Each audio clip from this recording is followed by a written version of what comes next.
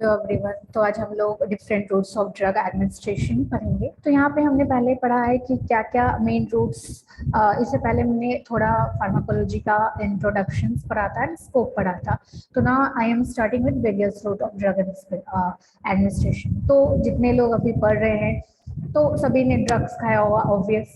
तो कोई ना कोई रूट से लिया होगा। तो मोस्ट कॉमनली ओरल रूट से लेते हैं, मुंह से लेते हैं, दैट इज ओरल रूट। तो वैसा ही हमारे पास 7 रूट्स हैं: oral, sublingual, rectal, topical, transdermal, inhalational और इंजेक्शन रूट। ओके, उसमें मोस्टली अपने 2-3 रूट से लिया होगा। ओरल और injection route most commonly used होता है, और टॉपिकल रूट्स। ओके, तो अब यहाँ पे सब अलग अलग रूट्स क्या है, तो हम एक एक के बारे में पढ़ेंगे अकॉर्डिंग टू योर सिलेबस। आपको सिर्फ यहाँ पे रूट्स के बारे में थोड़ा ब्रीफिंग चाहिए, एंड उसके साथ उसका एडवांटेज एंड डिसएडवांटेज, क्या क्या एसोसिएटेड है एडवांटेज एंड क्या क्या डिसएडवांटेज एसोसिएटेड है उस खास रूट से, आपको यही जानना है। तो फर्स्टली हम लोग ओरली में आते हैं। तो ओरल वाला जो रूट है वो सबसे फ्रिक्वेंट यूज होता है। कोई भी चीज आप खाते हैं, इवन थोड़ा कुछ हुआ, पैरासीटामोल खाए, मुंह में लिए और पानी के थ्रू खा लिए, तो सबसे first wise administration of drug का हमारा ओरल रूट रहता है। और क्योंकि ये बहुत कन्वीनियंट है, बहुत इकोनॉमिकल है, तो इसमें कुछ भी नहीं करना है, कुछ भी मुंह में दवाइयाँ लेना है, सॉलो करना है, निकल जाना है। ओके, उसके बाद ये हमारे जीआईटी में आता है, क्योंकि हम कुछ भी खाना खाते हैं अगर माउथ से खाते हैं तो हमारे स्टमक में आते हैं, इंटेस्टाइन में आते हैं, मतलब पूरा जीआईटी कवर करता है। तो यहाँ पे भी ये पूरा जीआईटी कवर करता है। तो यहाँ पे कुछ वैसा फिजिकल केमिकल प्रॉपर्टीज रहता है, मे बी थोड़ा एब्जॉर्प्शंस में प्रॉब्लम हो सकता है, टिपिकल हो सकता है। तो अब हम इसका एडवांटेज और डिसएडवांटेज पढ़ेंगे। तो जो एडवांटेज है, तो सबसे पहला क्या है कि सबसे सिंपलेस्ट फॉर्म है, सबसे कॉन्वीनियंट है, सबसे सेफ मोड में है, खाएं और पानी पी लिए, हमारा ड्रग चला गया जीआईटी में। उसके बाद क्या है कि कोई भी दवाइयां अगर हम बार बार लेना चाहते हैं, क्योंकि बार बार आप आईवी रूट से नहीं ले सकते हैं क्योंकि स्किन पंक्चर हो जाएगा, तो ओरली हम सबसे कॉन्वीनियंटली उसको ले सकते हैं। इसमें कोई पेन फ्री रहता है, कुछ भी नहीं, सीधा दवाई लीजिए, चला गया। सेल्फ एडमिनिस्ट्रेशन संभव है, क्योंकि जो भी आईवी लेंगे या फिर आप पेरेंट्रल मोड से लेंगे तो उसके लिए कोई ना कोई स्पेसिफिक नर्स डॉक्टर चाहिए जो आपके इंजेक्शंस लगा सके। बट यहाँ पे कोई नर्स डॉक्टर की जरूरत नहीं है, आप सेल्फ मेडिकेशन ले सकते हैं। इसमें कोई भी तरह का अलग टाइप का प्रिकॉशंस नीडल नहीं होता है, कोई भी स्टेराइल सिरिंज नीडल्स वगैरह की जरूरत नहीं होती है। कोई एडवर्स ड्रग रिएक्शन जो है इसमें काफी मिनिमम है, और कोई भी स्पेसिफिक टेक्निक्स की यूज करने का जरूरत नहीं पड़ता है। तो ये सब इसका एडवांटेज है, ये सब एडवांटेज है जिस वजह से ये सबसे टॉप पे है अभी। तो अब डिसएडवांटेज क्या है कि अगर कोई इमरजेंसी है, कोई पेशेंट है जो बेहोश है, तो उसको आप ओरली दवाई नहीं दे सकते क्योंकि वो स्वॉलो नहीं कर सकता। तो फर्स्टली डिसएडवांटेज है इसका। दूसरा, बच्चों को आप सॉल्व नहीं करा सकते, तो ये एक और डिसएडवांटेज है। तो इसके लिए पेशेंट्स का कॉपरेशन चाहिए, जनरली जो हॉस्पिटल में नहीं रह रहे उसका, क्योंकि जनरली लोगों को, बहुत सारे लोगों को दवाइयाँ खाना अच्छा पसंद नहीं रहता है, तो वो दवाइयाँ खाते नहीं है, फेंक देते हैं। तो इस कंडीशंस में पेशेंट्स का कॉपरेशन चाहिए। दवाई जो बिल्कुल बेटर नहीं है, बिटर इन टेस्ट है, बिल्कुल टेस्ट अच्छा नहीं है, तो वैसा सब इरिटेंट ड्रग्स आप नहीं ले सकते ओरली। और वैसा ड्रग्स को हालांकि डिजाइन भी नहीं किया जा सकता। अगर बिटर टाइप का ड्रग्स है तो मे बी उसको फ्लेवर्ड किया जाता है, अगर नहीं किया जाता, बहुत ज्यादा इरिटेंट टाइप का दवाई है तो उसको डिजाइन, उसका रूट ही अलग डिजाइन किया जाता है। वैसे ड्रग्स आप ओरली नहीं ले सकते जो कि गैस्ट्रिक एसिड या डाइजेस्टिव जूस से उसको प्रॉब्लम हो, में कि इंटरफेयर कर सकता हो स्टमक में, या फर्स्ट पास मेटाबॉलिज्म में उसको प्रॉब्लम हो सकता हो। वॉमिटिंग, जिसको बहुत ज्यादा वॉमिटिंग हो रहा है, डायरिया हो रहा है, ड्रग बॉडी में नहीं रह पा रहा है जितना डी हाफ उसको होना चाहिए, सेल्फ लाइफ जितना उसका होना चाहिए, बॉडी में रुकना चाहिए, तो ये सब इसका डिसएडवांटेज है। और दूसरा क्या है कि बायो अवेलेबिलिटी भी इसका पेरेंट्रल के तुलना में काफी कम है। ओके, तो ये था ऑल अबाउट ओरल ड्रग्स। दूसरा हमारा सबलिंगुअल या बकल रूट्स है। सबलिंगुअल्स में भी एज लाइक ओरल ही है, उसमें भी हम मुंह में ही रखते दवाई, बट यहाँ पे क्या है कि स्वलो नहीं करते, निगलते नहीं, वो बस हम चिक्स में या फिर टंग के नीचे दवाई रखते हैं और उसको डिजोल्व करते हैं, उसको रहने देते हैं, डिजोल्व होने के लिए छोड़ देते हैं। बट इसको निगलते नहीं है। बस यही अंतर रखना है कि सबलिंगुअल या बक्कल रूट से जो भी दवाइयां लेते हैं उसको हम निगलते नहीं है, बस मुंह में ही रखते हैं जब तक कि वो डिसॉल्व ना हो जाए।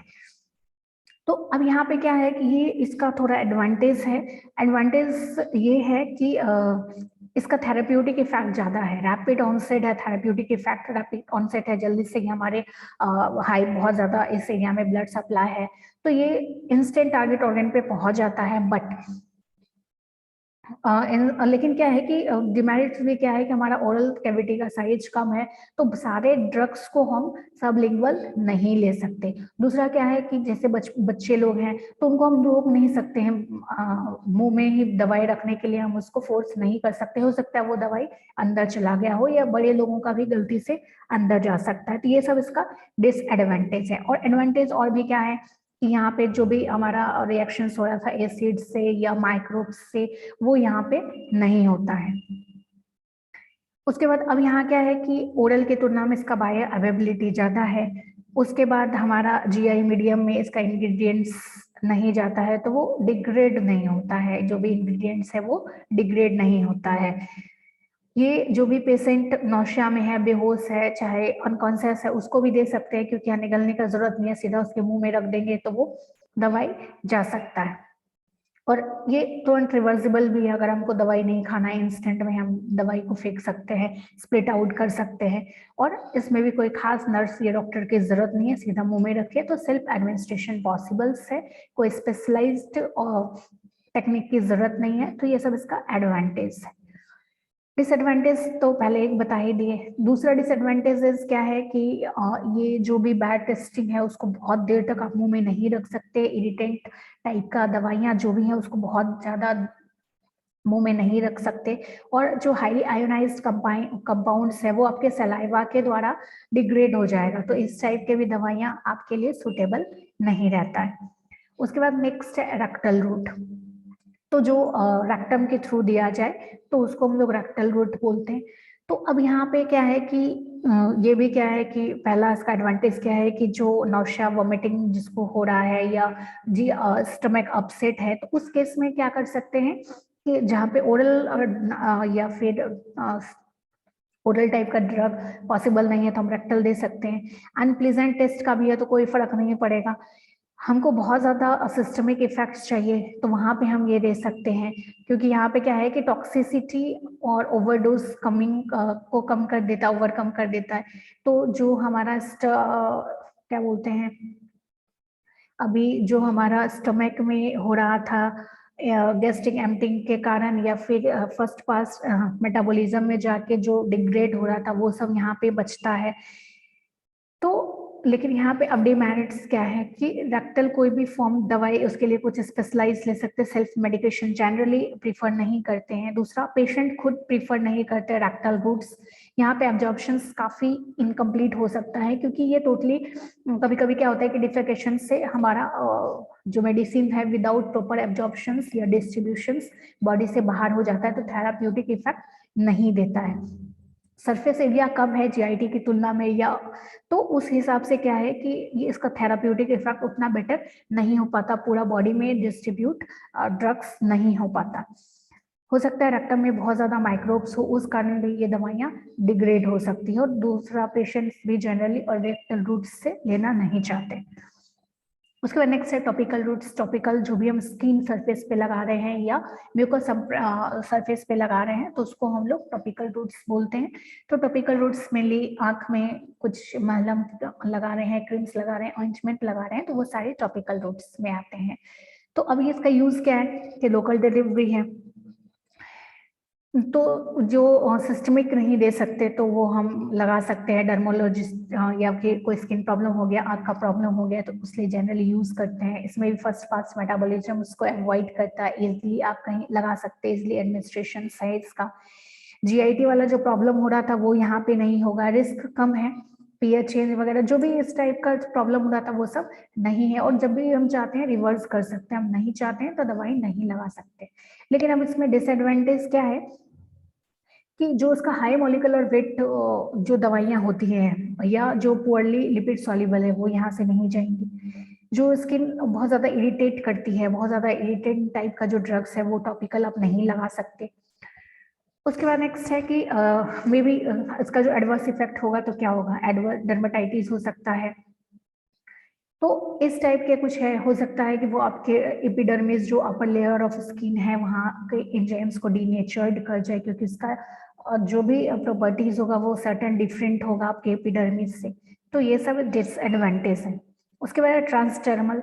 ट्रांसडर्मल में क्या होता है कि जनरली पैचेस होते हैं जो आपके स्किन के अंदर इंसर्ट किया जाता है, और ये क्या होता है कि कंट्रोल वे में अपना दवाइयाँ छोड़ती हैं अब आपके बॉडी में। उसके बाद ये धीरे धीरे आपके ब्लड में जाएंगे और पूरे बॉडी में जाएंगे, बट ये क्या होता है कि फर्स्ट पास इफेक्ट्स को खत्म करता है। तो इसी को हम लोग बोलते हैं transdermal route of drug administration. तो यहाँ पे क्या है कि फ्लक्चुएशंस नहीं होता, सबसे बड़ा बात क्या है कि यहाँ पे फ्लक्चुएशंस नहीं होता ट्रांसडर्मल में, वो कंट्रोल वे में आपके बॉडी में रिलीज करती है, जो कि दूसरा कोई में नहीं होता। बाकी सब में फ्लक्चुएशंस हो सकता है, लेकिन यहाँ पे कंट्रोल डिलीवरी है आपके ड्रग्स का, तो इसीलिए यहाँ पे फ्लक्चुएशंस नहीं होता। दूसरा, स्किन के थ्रू दिया जाता है, तो जो भी जीआईटी वाला प्रॉब्लम्स था, एसिड से प्रॉब्लम हो रहा था, या स्टोमक में गैस्ट्रिक एम्पटिंग के कारण प्रॉब्लम हो रहा था, तो इस टाइप का प्रॉब्लम नहीं होता है। और फर्स्ट पाथ मेटाबॉलिज्म को भी ये क्रॉस कर जाता है, तो उसके लिए भी है। फिर सेल्फ एडमिनिस्ट्रेशन भी यहाँ पे पॉसिबल है, कोई खास आदमी को लेने की जरूरत नहीं है, हालांकि सभी केस में फर्स्ट एडमिनिस्ट्रेशन पॉसिबल नहीं है। उसके बाद क्या है कि आप इसको भी रिवर्स कर सकते हैं, जब किया तो उसको रिमूव कर सकते हैं उस पैच को। अब डिसएडवांटेज क्या है कि जैसे पैच लगाएंगे कुछ ना कुछ स्किन प्रॉब्लम क्रिएट होगा, रेसिस क्रिएट होगा, इरिटेशन क्रिएट होगा, या सर्टेन टाइप ऑफ डर्माटाइटिस हो सकता है।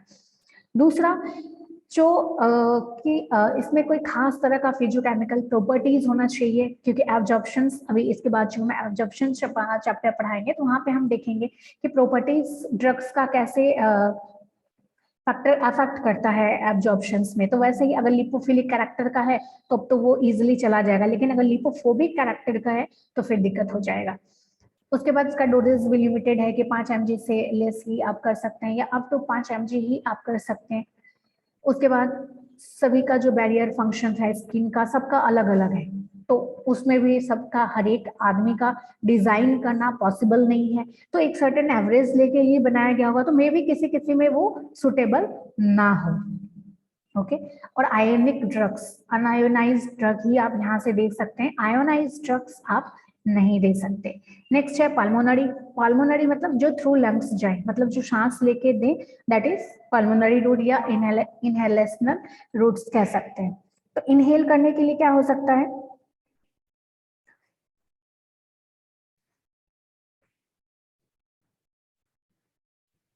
तो अब इनहेल करने के लिए क्या हो सकता है कि सर्टन टाइप कुछ हो सकता है कि ब्लड स्ट्रीम एंटर कर सकता है, मतलब कुछ भी गैसेस वाला या एनेस्थेशिया वाला काउच कुछ भी ले रहे हैं, तो दैट इज पल्मोनरी। जो हम सांस के द्वारा ले रहे हैं तो that is pulmonary. May be anaesthetics के फॉर्म में लेते हैं, इधर हेलो इस टाइप का जो भी इनहेल करते हैं। तो अब इसका एडवांटेज और डिसएडवांटेज क्या है, एक मिनट, समथिंग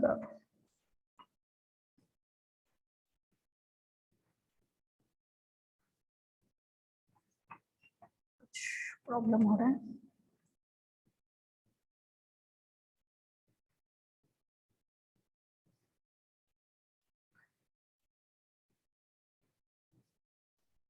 ओके। तो यहाँ पे क्या है कि इसका सिस्टमिक इफेक्ट्स कम हो रहा है, एक मिनट।